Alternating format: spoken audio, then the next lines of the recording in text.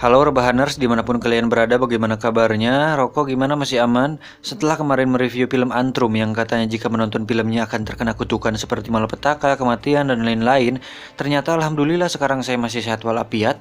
Bahkan tadi malam Roko Samsu habis 2 bungkus waktu ngedit video. Gak dihabisin sendirian sih, dibantu sama teman saya Sianto. Jadi kali ini sesuai permintaan antum-antum sekalian, saya akan menceritakan jalan cerita film bergenre horror thriller berjudul Get Out sesingkat, selengkap, dan sejelas mungkin, agar kalian paham seberapa kerennya film ini. Karena katanya film ini digadang-gadang sebagai film horor terobosan terbaru, di mana tidak ada hantu, tidak ada jump scare, tapi membuat bulu bool kita merinding saat menontonnya. Dan setelah saya menontonnya, ternyata benar, film ini kelasnya sangat jauh berbeda dengan film naga di Indosiar. Tanpa banyak bersunda gurau, langsung saja simak videonya. Cekicrot. Get it when I get back.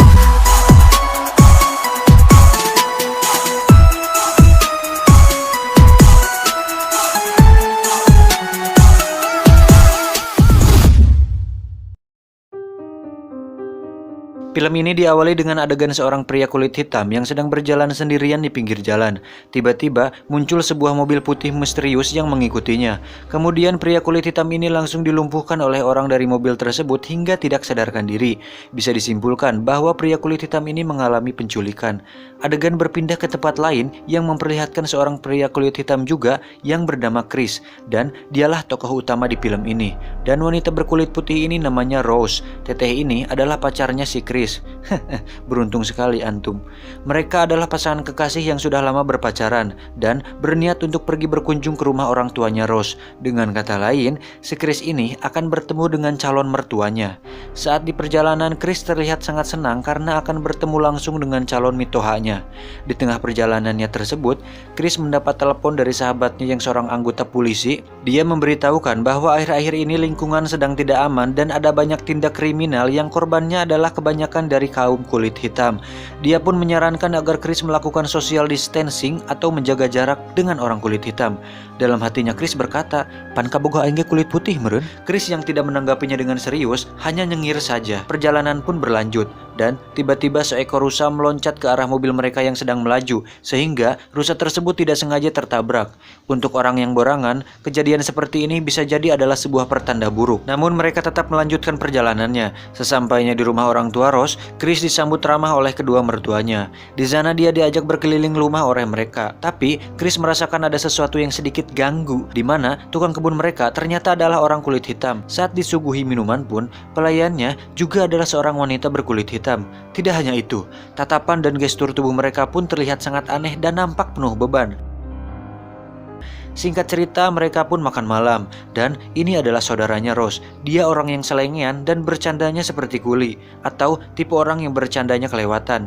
Tiba saatnya mereka pun pergi tidur. Di sini, Chris dan Rose melakukan adegan pengencerotan, dan adegan tidak saya tampilkan karena pasti dolar kuning. Saat tengah malam, Chris terbangun dari tidurnya dan memutuskan untuk keluar rumah dan mencari angin sambil merokok. Momen tidak terduga pun terjadi. Tanpa alasan yang jelas, tukang kebun yang dia lihat tadi siang sedang berlari ke arah dirinya, tapi langsung berbelok saat akan sampai di dekatnya. Chris pun berkata, "Apa sih anjir nggak jelas?" Tidak cukup sampai situ, Chris pun kembali dibuat kaget dengan penampakan pelayan wanita yang sedang berdiri tepat di depan jendela. Ternyata, pelayan tersebut sedang bercermin di kaca jendela seolah mengagumi kecantikannya yang hampir menyaingi Raisa. Ketika Chris kembali masuk rumah, dia kembali dikagetkan oleh ibu mertuanya yang sedang duduk sendirian. Chris pun menghampirinya. Namun Anda jangan berharap ada adegan pengencerotan ala Milep atau stepmom di sini, karena ibu mertuanya hanya bertanya kepada Chris, "Kamu habis ngerokok ya?" Chris menjawab, "Iya mah, kenapa memangnya?" "Mamah bisa menghilangkan kebiasaan kamu merokok dengan cara hipnoterapi." "Ah masa sih?" Ibu mertuanya pun mengaduk teh di cangkirnya yang membuat Chris tersugesti dan masuk ke dalam alam bawah sadar. Chris pun dibuat untuk jujur dan meluapkan kesedihannya hingga menangis terseduh-seduh. Tidak cukup sampai situ, Chris masuk ke dalam alam bawah sadarnya lebih dalam lagi. Dan saat terbangun, dia sudah berada di tempat tidur.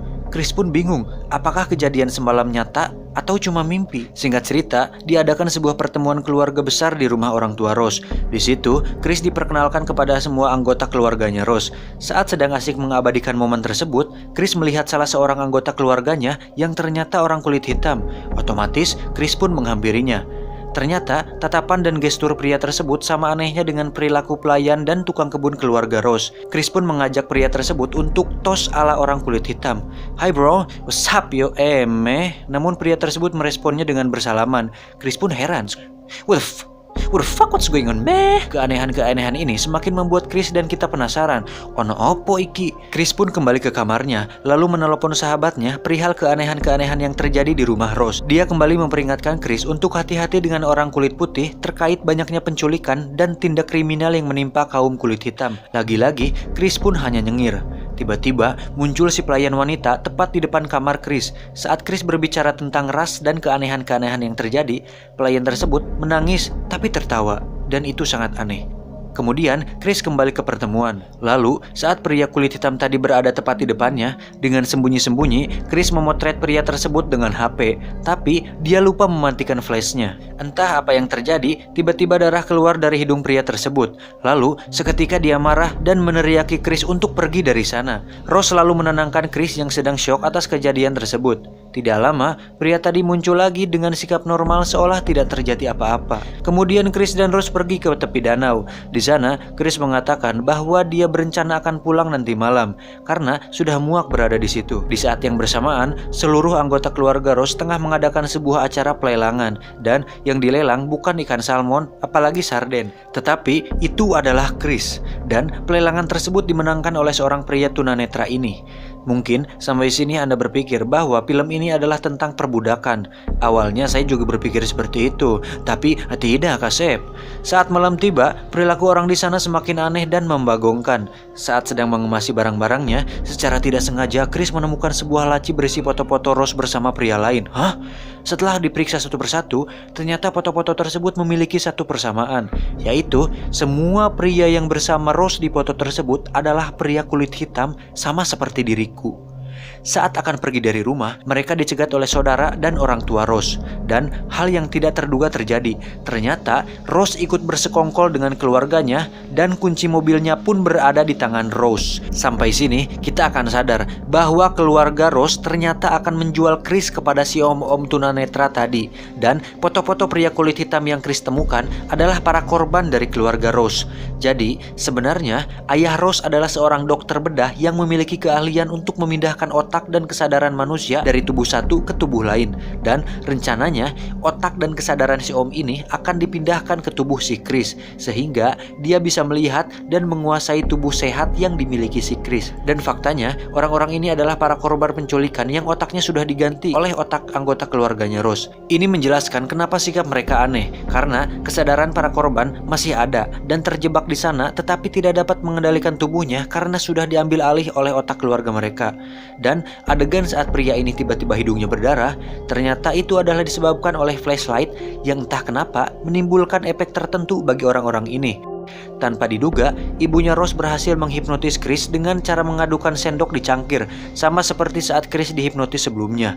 Saat Chris sudah tumbang, dia kemudian disekap di ruang basement.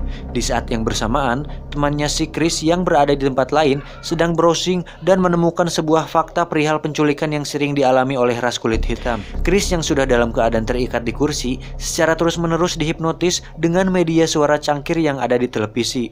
Dia juga diperlihatkan tayangan tentang keluarga Chris yang ternyata sudah melakukan hal ini sejak lama.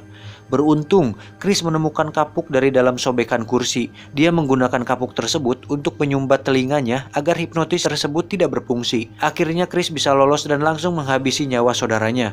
Dari situ, dia murang-mareng, lalu mendatangi ayah dan ibu mertuanya dan menghabisi nyawa mereka semua. Rose yang sedang anteng tidak mengetahui apa yang sedang terjadi. Chris langsung kabur menggunakan mobil, tetapi dia menabrak si pelayan yang ternyata itu adalah neneknya si Rose.